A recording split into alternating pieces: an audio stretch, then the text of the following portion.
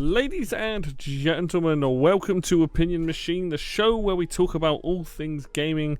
My name is Killjoy, and today I want to talk about Arena of the Gods in Age of Mythology Retold. Now, I've not done a video on Age of Mythology Retold because normally with the Age of games, they're not my favourite RTS games. And I haven't spent enough time playing this game's campaign or this game's skirmish mode enough to really talk about the game with any confidence. However, I've put 36 hours into this game, and that is because of this mode specifically. And so today I want to talk about Arena of the Gods and why I think this is a good co-op mode for people that like RTS games.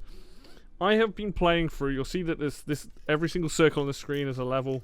There's also a second page. I haven't quite finished the last 4 missions, but you can see that I've been playing it, and there's also these settings here, standard, hard, extreme, on extreme. I have been playing this with my good buddy Don Hayes, and you can see the results of all this on his channel. But the reason why we started doing this is that RTS games are some of our favourites, and it's not often you get games built around co-op. Red Alert 3 is a good example. This has a co-op mode. StarCraft 2 has a co-op mode. Stormgate is coming out as a co-op mode, and there are other games as well in that have that. I think Age of Empires 2 does as well.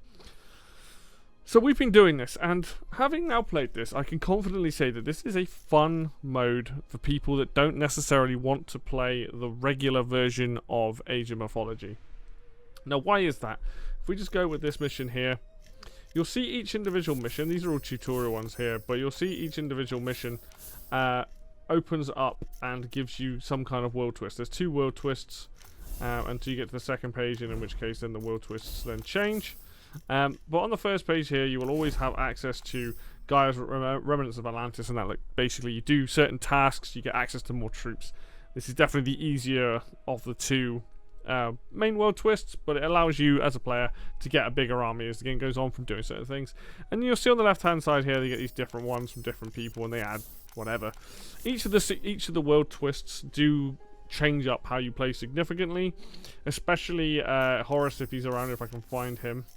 This one here resurrects with units once after a while, and then units have reduced hit points. Really, really difficult to deal with on extreme. And there's also one that slows down time, which is like, oh, your villagers, here we go. Your villagers slow down time, but multiply after a while. Probably the ones that we've struggled with the most because they completely change up the speed and tempo of the game and make you think about it differently.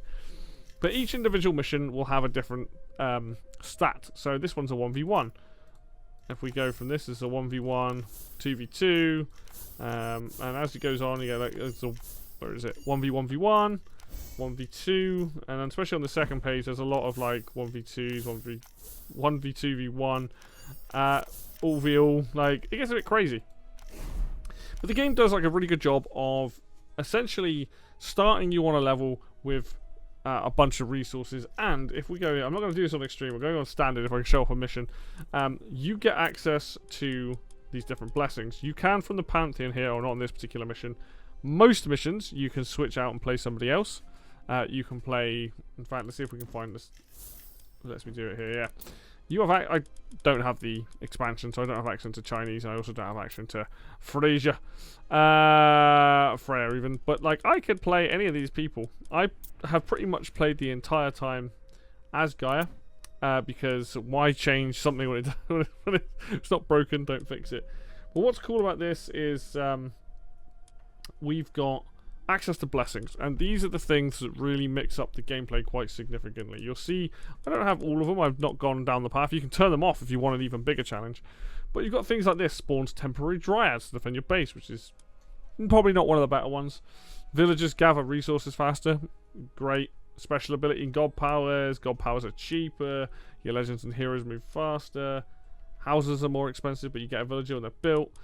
Seals just do like a ton of different things, and this is what makes it interesting. We've got this one that slows down enemy speeds. You've got Gaia's lashing roots in here somewhere, which is quite the damaging one. You know, there's a bunch of them, which makes essentially like for people to, you know, mix up their gameplay, which is quite nice. But yeah, this is what makes this mode fun. Now, in each mission, if I find there's a particular mission here, it would be a good one to show off actually, because I can take my time a little bit. Nope. Let me leave. Let me leave. Here we go, one with the tree. So this is a 1v1. Oh, there's Gaia's lashing roots. I got it equipped. And there's also start with a larger bodyguard. So this is a fun mission. Let's just play a little bit of this mission to show you kind of what the gameplay is like. And each of these blessings change up the game, you know, in different ways. They give you bonuses in different ways, and also you'll find the build order in this mode is also a little bit different to your standard mode. I think it's meant to be a bit more streamlined. You see the amount of resources I start with, the amount of favor, things like that. And because now I have a ton of army already, now this mission you don't need to worry about it so much because there's a tree down the middle. But you can see this is what Gaia gives me. Oh, can be unfrozen after trading a total of 2,000 gold using a route. Or what have we got over here? Your legends can now unfreeze these remnants, so I can go over here and grab these guys. And the game, I'm doing a poor job here of playing this efficiently, but do that. Get that on the go. House. But you can see it pretty much, like, if you like this base game, it's there. It's just it's tweaked in a way to be a bit more streamlined, a bit more fun, maybe in a co-op mode. Now I've only played this on, like I said, on the hardest difficulty settings. So for me, it's like, you know, very difficult. It's been a very, very difficult game. But the actual gameplay of this game is fun. Like, it's a game that I've enjoyed playing. I don't necessarily do well with the fact that there's free resources, plus favor, plus pop cap. You know, there's a lot of stuff to juggle. But it is a slightly slower paced RTS game. And the game just tries to, I think, tries to ease you into regular games by giving you the buffs that I have equipped, by giving you, like, extra resources, and having slightly different build orders and things like that. Right? That's what's kind of cool about it. And you can play any of the races in this, apart from some missions where you're limited. But this is what's cool about it. I already start off an army. Now, on a mission where I can actually get to the enemy straight away, I don't think they'll be prepared for this. So, this is like stockpiling food and stuff. So, as soon as I get like 5,000 gold stockpiled, I get these guys. You know, food. This is what's cool about it, is like collecting free relics. Like, this mode really incentivizes you to play a little bit differently, is a little bit more, I won't say casual in the sense of, like, multiplayer. Like, it's not, like, a casual mode, especially not on the hardest difficulty. But it is a bit more casual because it tries to help out in certain aspects and be streamlined in certain ways. Now, I really enjoy playing this. Like, I can't say that, like, I can't really talk about the gameplay outside of this mode because I haven't played it. All I'll say is that if you are somebody that is looking to play, like, co-op with friends, this is a good version to, like, come over and play.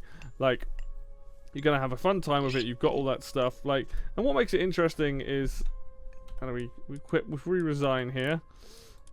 I can't show this, but a lot of these missions change in co-op. So what is a 1v1 becomes, if you've got a co-op partner, becomes a 2v2, or it might become a 2v3, or a 2v4, or, you know, 2v2v1, stuff like that. And the first page itself is a better introductory. There are cutscenes involved in this. Second page, these missions are significantly harder, right? Now, what's cool about it is that each mission as well gives you a reward. So you can be like, okay, I'm doing this path, and I choose to go for this one, because now my human soldiers regenerate hit points when they attack. Okay, cool, that sounds pretty good. And maybe I try this one, I'm like, oh, that's a bit tough. I'll come back to that, we'll go through it, and then when I've got to a point where I'm like, okay, I feel like I'm better equipped, now let's do it. And that's what's cool about it. This mode gives me vibes of Red Alert's Commander's Challenge, because that is very much like you have to do different missions, you have to, like, unlock, as each mission you do, you get unlock new units and things like that, and it helps, and it's like, these sort of modes are really, really cool. I love the fact that this is co-op, right? The rest of the game could be phenomenal, right? I can't really speak on it because this is just one mode in this game.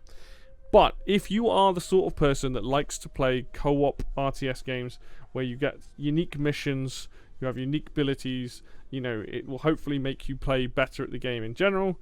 This is a really, really good place to start, and I think if you've got friends, and it's modern, so it's going to run on your machines. The game itself has a ton of accessibility options, but that's a video for another day.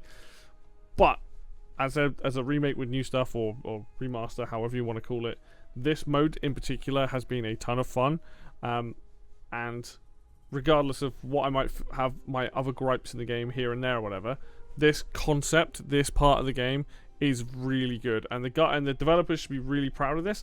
I hope that they continue to add other pages. So obviously we've got the Chinese gods in now. The first one sort of focus on the Atlanteans. This one focuses on the Norse. We've still got the Greeks. We've got the Chinese, and I think I'm missing one other, the Egyptians. Right. So let's get 5 pages or so. Let's do it.